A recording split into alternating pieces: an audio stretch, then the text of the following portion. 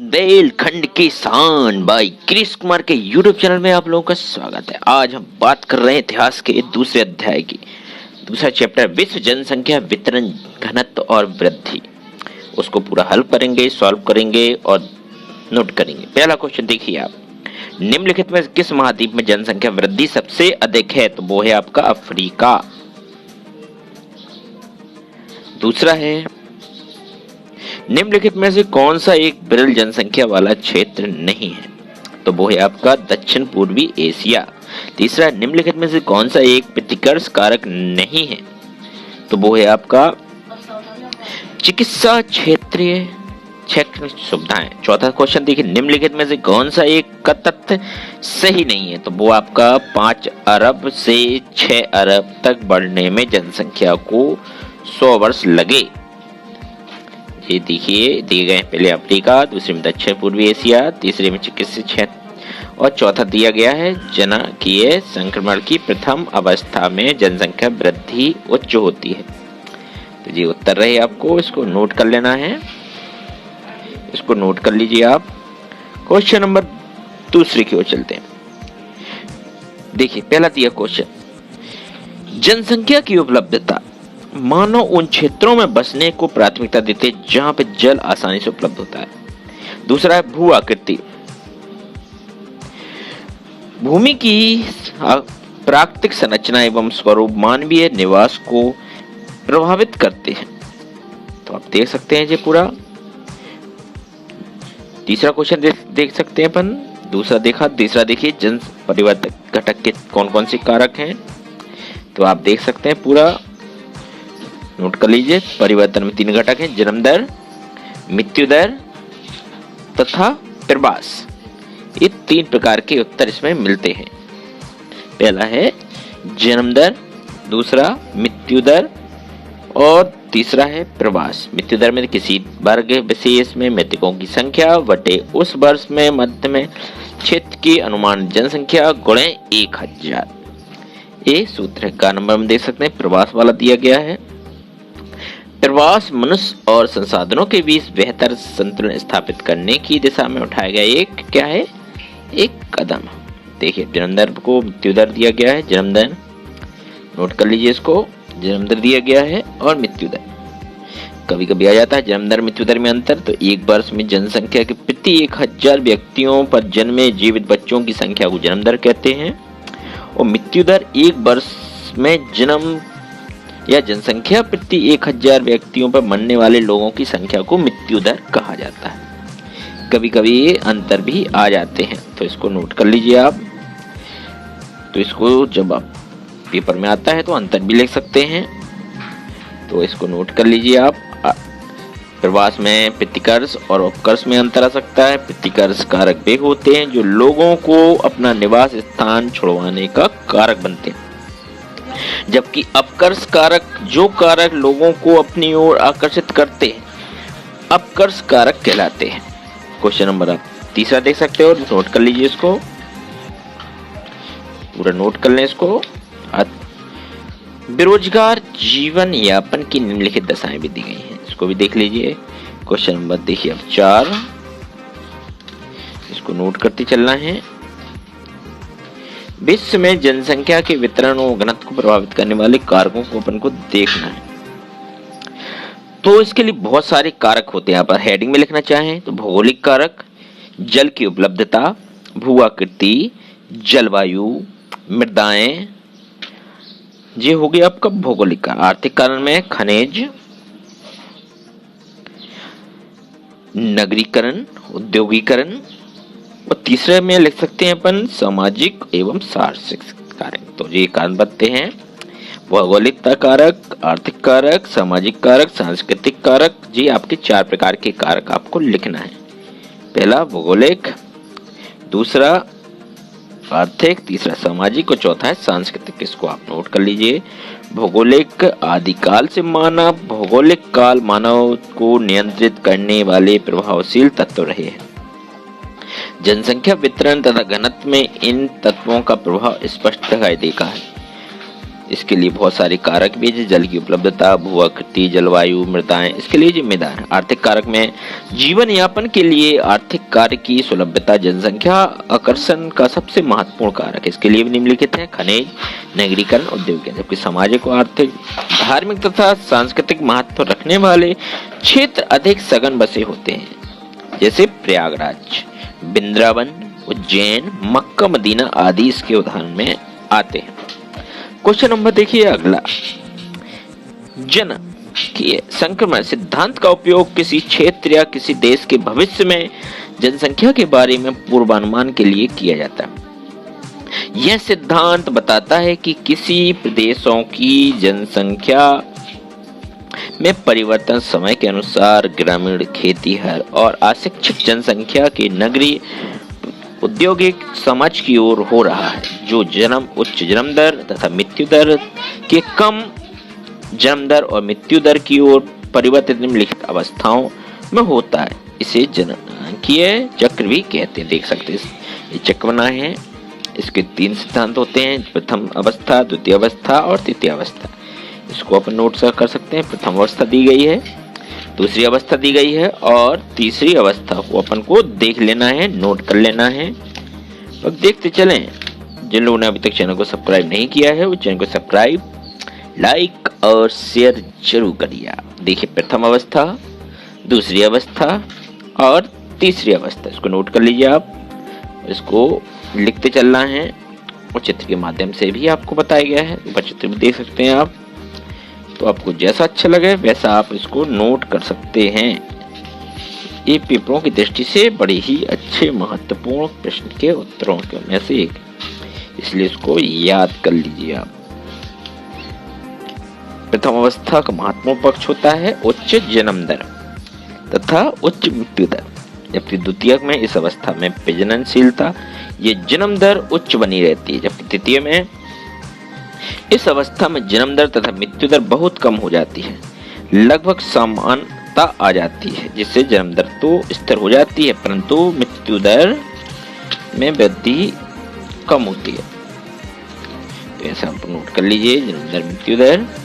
अधिकांश जनसंख्या शिक्षित होने के साथ साथ नगरीय क्षेत्रों में निवास करती है तथा उनके प्रौद्योगिकी के विकास का स्तर बहुत ऊंचा होता है। अधिकांश जनसंख्या द्वितीय व तृतीय आर्थिक क्रियाओं में लगी होती है, इसको भी देख लीजिए आप, लगी होती है, इसको भी नोट कर लीजिए आप। तो आप इसके देखिए पूरा आंसर दिया गया, प्राथमिक, द्वितीयक और तृतीयक के बारे में आपको बताने का प्रयास किया गया है, तो इसको नोट कर लीजिए आप और देखते चलें। देखिए आप, किए जाते हैं जीवन यापन का बहुत ऊंचा स्थान है, ऐसी जनसंख्या का पूर्व विचार परिवार के आकार को नियंत्रित करती है। देखिए पहला क्वेश्चन, अब चलते हैं अपन किताब की ओर, इसके बाद उसको नोट करना है, इसको देख लीजिए आप। पहला क्वेश्चन देखिए, अब जनसंख्या के द्वीपीय वितरण एवं घनत्व को समझाइए। विश्व के धरातल पर जनसंख्या का वितरण पूर्णतः असमान है। पृथ्वी का कुछ भाग जनसंख्या दबाव से बोझिल है, जबकि विशालकाय क्षेत्र जनरिक्त है या नाममात्र की जनसंख्या उपस्थित है। विश्व की जनसंख्या का महाद्वीपीय वितरण एवं घनत्व निम्नलिखित है। जैसे एशिया में विश्व की एशिया का लगभग 60% मतलब 4.54 अरब 2018 का आंकड़ा एशिया महाद्वीप में निवास करती है, जबकि अफ्रीका महाद्वीप दूसरे स्थान पर सबसे बड़ा महाद्वीप है। यहाँ पर विश्व की 16.9% या 1.29 अरब 2018 की जनसंख्या के हिसाब से देख सकते हैं आबादी। ये क्रम से पहले एशिया है, फिर अफ्रीका है, फिर इसके बाद यूरोप है, फिर इसके बाद अमेरिका या कैरिबियन, उत्तरी अमेरिका, फिर ओशियन देश इसमें शामिल हो जाते हैं। इसको देख लीजिए आप, इसको नोट करते चलना है, क्रम से दिया गया। यूरोप में दिया गया, यूरोप में लगभग जमाव है 40 से 60 उत्तरी अक्षांशों के मध्य पाया जाता है। यूरोप में विश्व की लगभग 9.7% आबादी या लगभग कहें तो 74.26 करोड़ आबादी जनसंख्या निवास करती है, जबकि लैटिन अमेरिका इस महाद्वीप की अधिकांश जनसंख्या तटीय भागों में निवास करती है। इस महाद्वीप का विशालकाय जनसंख्या 8.5% है, लगभग 65.20 करोड़ पाया जाता है, जबकि उत्तरी अमेरिका की लगभग 20% आबादी अंटार्कटिक महासागर के तटीय पर बसी हुई है। दूसरा क्वेश्चन देख लीजिए, विश्व में जनसंख्या वितरण की निम्नलिखित हैं। पहला है वर्ष 2011 के अनुमानित विश्व की लगभग कुल जनसंख्या के लगभग 7.24 अरब लाख थी। विश्व की कुल जनसंख्या का 90% भाग उत्तरी गोलार्ध पर निवास करता है। तीसरा है विश्व की सबसे अधिकांश आबादी एशिया महाद्वीप में पाई जाती है, जबकि अंटार्कटिक महाद्वीप में जनसंख्या शून्य है। विश्व की 75% आबादी एशिया तथा अफ्रीका में निवास करती है। विश्व के विकसित देशों में 25% या कम विकसित देशों में 75% जनसंख्या पाई जाती है। तीसरा क्वेश्चन देख लीजिए, इसके लिए कारक भी बहुत सारे जिम्मेदार हैं। विश्व की जनसंख्या के लिए तात्कालिक बहुत सारे कारण दिए, जैसे कृषि का विकास, आधुनिक सुविधाओं में कृषि की गहनता और क्षेत्रीय विस्तार के साथ कृषि उपज बढ़ती जा रही है, जबकि औद्योगिक क्षेत्रों में विकास की जनसंख्या में आधुनिक औद्योगिक विकास अहम भूमिका रही, जबकि विज्ञान और तकनीकी का विकास भी हुआ। विज्ञान और तकनीकी के द्वारा यहाँ आर्थिक उन्नति हुई है, जबकि स्वास्थ्य विज्ञान की उन्नति से जहाँ जीवन की प्रत्याशा में उल्लेखनीय वृद्धि हुई है तथा नई जानकारियों से मृत्यु दर में कमी जनसंख्या वृद्धि का कारण बनी है। प्रवास 19वीं शताब्दी के मध्य से लेकर 20वीं शताब्दी के शुरुआत जनसंख्या प्रवास सर्वाधिक होता रहा। इससे अमेरिका, ऑस्ट्रेलिया में जनसंख्या में काफी कुछ वृद्धि हुई। प्राकृतिक तत्व, जनसंख्या वृद्धि में प्राकृतिक तत्वों की भूमिका महत्वपूर्ण होती है। अन्य कारक भी जिम्मेदार होते हैं, जैसे सामाजिक रूप से असंगठित समाज बढ़ती जनसंख्या को ईश्वर का वरदान मानता है। भारत में जन वृद्धि इसका एक अच्छा उदाहरण देखने को मिलता है।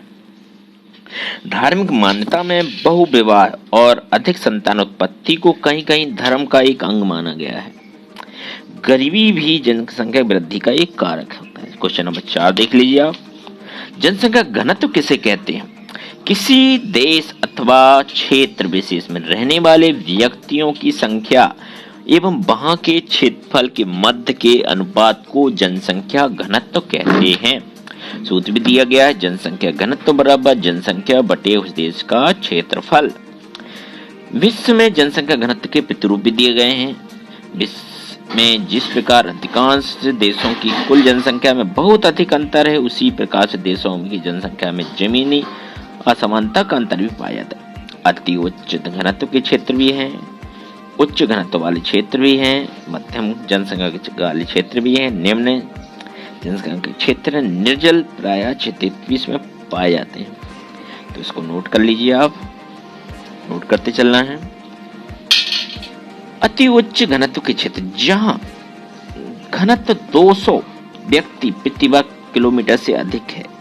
दक्षिण एवं पूर्वी एशिया की नदी घाटियां एवं उपजाऊ मैदानों के पश्चिमी यूरोप की औद्योगिक पेटियों में संयुक्त राज्य मध्यवर्ती व पूर्वी औद्योगिक प्रदेश की जनसंख्या इसमें का घनत्व अधिक है। उच्च घनत्व वाले क्षेत्र यहाँ 51 से लेकर 200 व्यक्ति प्रति वर्ग किसी या किलोमीटर पाया जाता है।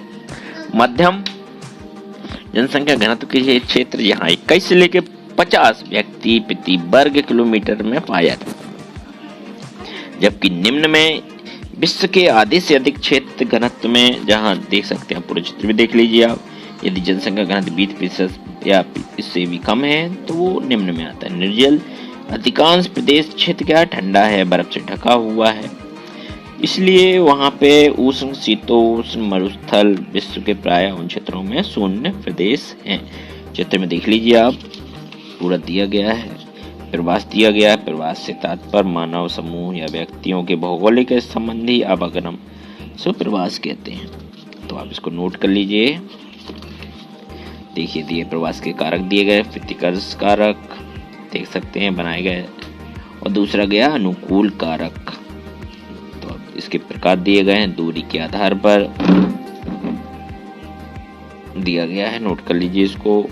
अंतर्राष्ट्रीय प्रवास और अंतर्देशीय प्रवास। गंतव्य स्थान के आधार पर ग्राम से नगर की ओर, दूसरा दिया गया ग्राम से ग्राम की ओर, तीसरा नगर से ग्राम की ओर, चौथा दिया गया नगर से नगर की ओर, और चौथा इसमें दिया गया समय के अनुसार अस्थायी प्रवास और स्थायी प्रवास दिया गया है। इसको नोट कर लीजिए आप जी, नोट करते चलना है और देख लीजिए। जो चीज समझ में ना आए कमेंट बॉक्स में जरूर आप कमेंट करिए, आपको आगे वीडियो में उसका उत्तर भी बताया जाएगा जो चीज समझ में नहीं आती है। वीडियो कैसा लगा कमेंट बॉक्स में जरूर बताना है। अगला क्वेश्चन देखिए आप, अगले क्वेश्चन को देखें, नोट करें, इंपॉर्टेंट क्वेश्चन है। जनसंख्या वितरण से यह तात्पर्य होता है भूतल पर लोग जिस प्रकार वितरित है, किसी देश या प्रदेश के किसी भाग में घनी जनसंख्या का वितरण हो सकता है, किसी भाग में विरल जनसंख्या हो सकती है। तो इसको नोट कर लीजिए, घनात्मक वृद्धि और ऋणात्मक वृद्धि में अंतर दिया गया है। इस वृद्धि में जन्म दर मृत्यु दर में अधिकता होती है, जबकि इस ऋणात्मक में क्या होती है, इसमें अधिक होती है। धनात्मक वृद्धि तभी संभव हो सकती है जब अन्य देशों के लोग स्थायी रूप से रहते हैं, जबकि इसमें क्या होता है, ऋणात्मक तभी संभव होता है जब लोग स्थायी रूप से उन देशों या देशों को ओर चले जाएं। तीसरा क्वेश्चन देख लीजिए, कारक दिए गए हैं भौगोलिक, आर्थिक, सांस्कृतिक, राजनीतिक प्रवास। अपन ने पीछे पूरा विस्तार इसका पढ़ा है, इसको नोट कर लीजिए। आर्थिक, सामाजिक, राजनीतिक, प्रवासी, इसको नोट कर लें। धरातल की बनावट, जलवायु की उपलब्धता, मिट्टी, वनस्पति आदि की अनुकूल स्थिति सम्मिलित होती है। इसको देख, क्वेश्चन नंबर 4 देख लीजिए। औद्योगिक क्षेत्र लोगों को रोजगार के अवसर उपलब्ध करवाते हैं। विभिन्न प्रकार के कारखाने लोगों की बड़ी संख्या इसमें जुड़ी होती है, विज्ञान तकनीकी भी से जुड़ी होती है। क्वेश्चन नंबर 5 देख सकते हैं, मानवीय श्रम एवं प्राणी ऊर्जा के स्थान पर भाप का इंजन प्रतिस्थापित हो गया है, जिससे पवन और जल के यांत्रिक ऊर्जा उपलब्ध कराई गई, जिसमें कृषिगत और औद्योगिक उत्पादन में वृद्धि इससे हुई है। चित्र देख सकते हैं आप, देखिए आप, दिया गया है, वर्तमान में दिया गया है और पहले से देते आ रहे हैं, तो कितना स्तर में वृद्धि हुई है। तो नोट कर लें इसको। देखिए चित्र के माध्यम से आपको बताने का प्रयास किया गया है। क्वेश्चन नंबर अगला देख लीजिए, विश्व की जनसंख्या के बीते 100 सालों में बहुत अधिक वृद्धि हुई है। सन 1930 में विश्व की जनसंख्या 2 अरब थी, जो 2021 की जो जनगणना हुई थी उसमें लगभग 7 अरब के पार पहुंच गई है। लगभग 8,000 से 12,000 वर्ष पूर्व किसी के उद्भव और आरंभिक बच्चा जनसंख्या का आकार बहुत छोटा था, परंतु समय के साथ में इसमें वृद्धि हुई। देख सकते हैं आप, 1830, 1930, 1960, 1975, 2011, 12 वर्ष देख लिया। 7 अरब बढ़ने के समय देख लीजिए आप, पूरा दिया गया, 1 अरब, 2 अरब, 3 अरब, पूरा आंकड़ा के माध्यम से समझाया गया आपको। इसको नोट कर लीजिए आप। क्वेश्चन नंबर देखिए 7वां, मानव सभ्यता के आरंभिक वर्षों में विश्व जनसंख्या अत्यंत कम थी। 10,000 ईसा पूर्व विश्व की जनसंख्या लगभग 50 लाख थी। 1965 आते आते लगभग जनसंख्या 50 करोड़ थी। यह बढ़कर के 1804 में 100 करोड़ हो गई, अर्थात 154 वर्षों में विश्व की जनसंख्या का लगभग देखिए पूरा आंकड़ा दिया गया 10,000, 1650, 1800 और 2025 तक यह आंकड़ा देखिए अब बढ़ता जा रहा है।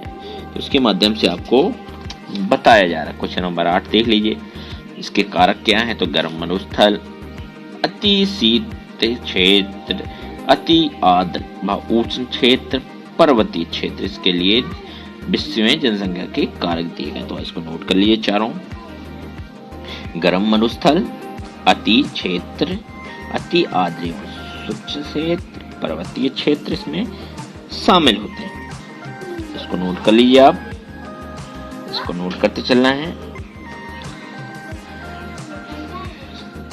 गर्म मरुस्थल, इन क्षेत्रों में वर्षा के अभाव के कारण सिंचाई की व्यवस्था क्या होती है, नहीं होती, इसलिए इसको गर्म मरुस्थल। क्वेश्चन नंबर 9 देख लीजिए, अस्थायी प्रवास, विशेषता दी गई, यह प्रवास लघु आवासी के लिए होता है, इसमें ऋतुनिष्ठ प्रवास कहा जा सकता है। यह मजदूर अस्थायी घरों में अवधि के लिए दूसरे स्थानों में जाकर के काम करते हैं, यह भी अस्थायी प्रवास है। स्थायी प्रवास देखिए, स्थायी प्रवास स्थायी रूप से लोगों को किसी क्षेत्र में बसने को होता है। जबकि लोगों अपने मूल निवास स्थान को छोड़कर के पारिवारिक सहित दूसरे स्थान में जाकर के बस जाते हैं। तीसरे, विवाह के पश्चात महिलाओं द्वारा जन्मभूमि छोड़ करके स्थान के प्रवासी कहा जाता है। क्वेश्चन नंबर 10 देख लीजिए, ये दिए गए हैं, इसके बहुत सारे नगरों की आवासीय भूमि में कमी होती जा रही है। वायु, ध्वनि, जल प्रदूषण की समस्या बढ़ी है, पेयजल की समस्या बढ़ी है, मलिन बस्तियों का विस्तार हुआ, अपराधों में वृद्धि हुई है, पारिवारिक कलह भी बढ़े हैं, बेरोजगारी में वृद्धि हुई है, चोरी चपाटी भ्रष्टाचार में बढ़ोतरी हुई है। इसमें बहुत सारी वृद्धि भी देखने को मिली। क्वेश्चन नंबर 11 देखें, दुष्परिणाम क्या क्या है। उपलब्ध संसाधनों का तेजी से ह्रास हो रहा है। दूसरा, संसाधनों में कमी होने के कारण कई देशों में भुखमरी, महामारी जैसी समस्याएं भी उत्पन्न हो गई हैं। एड्स, HIV जैसी घातक बीमारियां, कोरोना जैसी बीमारियों ने जन्म ले लिया, जिससे लोगों को खतरा बढ़ रहा है। पर्यावरण प्रदूषण सबसे बड़ी समस्या बढ़ती जा रही है। आवासों की कमी हो रही है, गंदी बस्तियों का विस्तार हो रहा है, पोषण की समस्या भी हो रही है। विश्व में जनसंख्या वृद्धि के कारक क्या है। जन्म दर, मृत्यु दर और प्रवास। इस देश में 1000 व्यक्तियों के अनुपात में एक वर्ष में जन्म लेने वाले बच्चों की संख्या को क्या बोला जाता है, जन्म दर। और एक वर्ष में 1000 अनुपात में एक वर्ष में मरने वाले व्यक्तियों की संख्या को मृत्यु दर कहते हैं। प्रवास, एक स्थान से दूसरे स्थान पर जनसंख्या के स्थानांतरण को प्रवास कहते हैं। क्वेश्चन नंबर 13 देखिए, थॉमस मॉल्सन के सिद्धांत को दिया गया है, नोट कर लीजिए इसको। दिए गए सिद्धांत, जनसंख्या खाद्य पूर्ति की अपेक्षा अधिक तीव्र गति से बढ़ी है। देखिए अब दिया गया है, जनसंख्या में वृद्धि गुणोत्तर 1, 2, 3, 4, 16, 32 की वृद्धि हुई है। प्रत्येक 25 वर्ष में जनसंख्या क्या होती जा रही है, दुगनी होती जा रही है। पूरी चित्र दिया गया है, इसको नोट कर लीजिए। जनसंख्या नियंत्रण उपायों का वर्णन के पारिवारिक नियोजन का कार्य बच्चों को जन्म को रोकता अथवा उसके अंतराल रखना, परिवार नियोजन संबंधी सुविधाएं